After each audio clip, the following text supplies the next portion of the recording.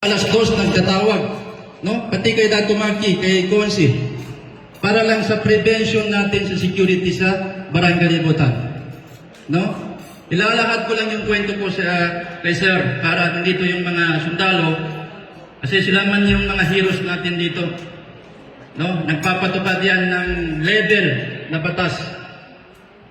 During Sunday, around 8 o'clock, may certain na nagbadilan diyan sa Barangay Linantangan. No? Hindi natin alam kung intentional ba yun or ano. Basta nagbagbakan sila, may namatay. After 30 minutes dato, nandoon ako sa bahay, may nagdating na sobra 20 na puwersa. Ang sabi niya, Ustad, manggalis ka dito.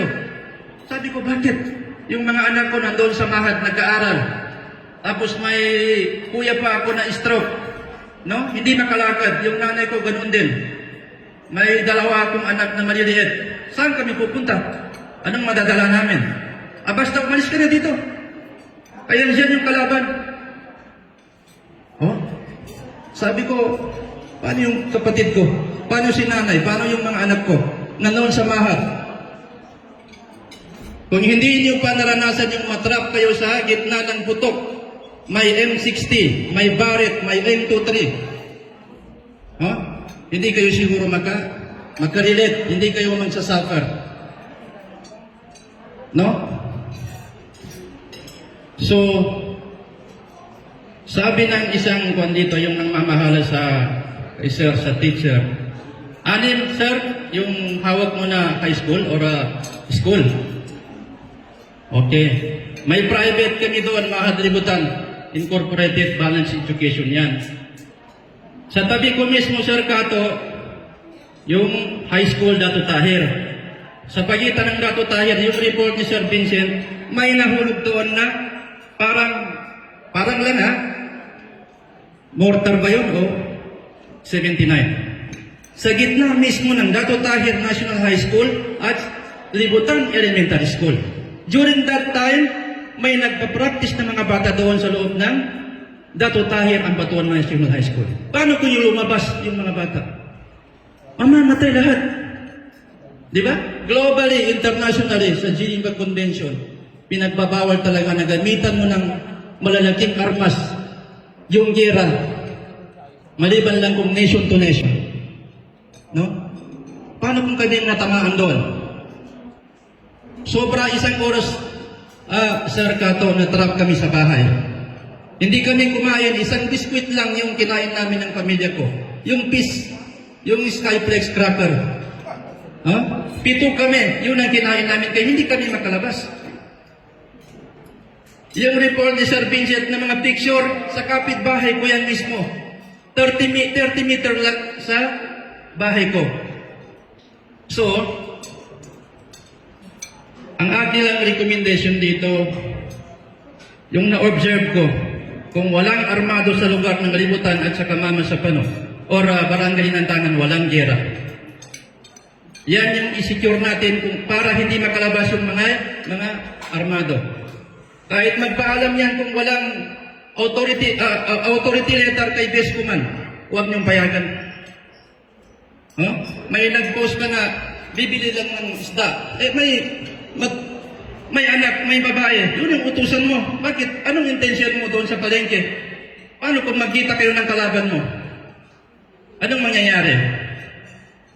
6 na eskwelahan, pagbalagay mo, bawat pamilya, 2 lang yung nag-aaral. So hundreds yung mga bata na hindi na nag-aaral ngayon. Dato Tahir National High School Elementary at sa Kamahad doon sa amin, walang klase. Kahapon nga, nagbakwit din doon sa amin. Nagbakwit. Ako ngayon, kahit makarinigan ko ng palakpak, akala ko, mortar na. O, kumakabog talaga yung dibdib ko. No? Mag-iskulit yan, mag-civil war yan, ganti-gantihan yan, kung bawat pamilya masaktan.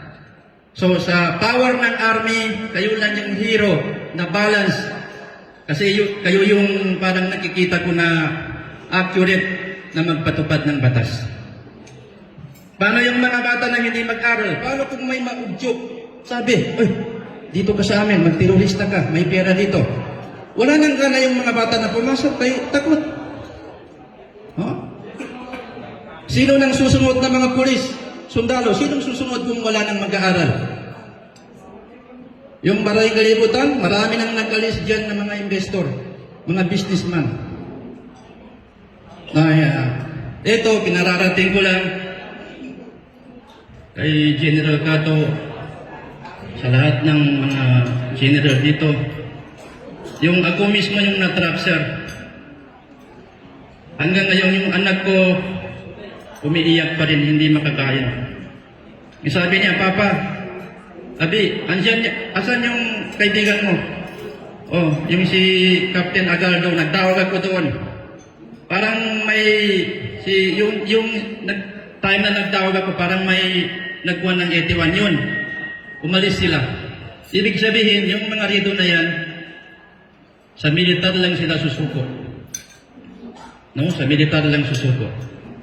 So, hinihingi namin sa inyong pong pamunuan na palagyan po bawat kanto sa Barangay Libutan, kasi diyan po pumapasok yung may, alam mo na yung may mga armas. Na paano kung doon magkita sa palengke? Doon sa Barangay Libutan, hapon, umaga, wala ng tao. Parang ako yung may kalaban doon, hindi na ako lumalabas. Kasi sometimes noon may nagbarilan dyan mismo sa palengke. Na paano kung magbili tayo? Tayo yung matamaan. Wala tayong kalaban, tayong tinatamaan. So, ito ay insulto sa ating gobyerno. No? Andito yung mga nagpapalaganap ng batas. Insulto. No? May mayor tayo. Bakit hindi pag-usapan? May barangay tayo. Doon pag-usapan. So, salamat po sa Army kasi pag andyan yung presensya ng Army, kahit sounds lang ng vehicle ng Army, yung marinig nila, umaalis na yan. Umaalis na yan. Yun lang yung concern ko, paano yung mga bata na hindi na mag-aral, paano kung may mag-udyok sa kanila na sumanib sa isang grupo, mag-rebelde na naman sa gobyerno. Eh yung gobyerno naman, binibigay ang lahat ng gusto ng Bangsamoro. No? Sa gobyerno, lahat binigay yung farm sa atin. Ayaw yung hindi nagkakasundo. Tayo yung hindi tumutupad. Para saan? Bakit tayo may baril? To protect our civilian. Saan pupunta yung mga civilians? Sinong magkakanlong sa mga civilian? Saan sila tatakbo? May gobyerno tayo. May gobyerno. No? So, yan lang po. Palagyan nyo po ng additional puwersa po sa libutan. At saka ito, sinong may sakop doon sa Juan, ito, hindi ko sinisiraan na hindi masyadong lumalabas yung Army doon sa tabi ng Mahad. No, hindi masyadong nag-checkpoint sa tabi ng Mahad. No? Yun lang po. Sana everyday po mag-conduct po kayo ng patrol sa tabi ng National High School at saka sa elementary. May patrol po kayo doon at saka lahat ng kanto, palagyan nyo po ng additional na pwersa kahit araw lang po.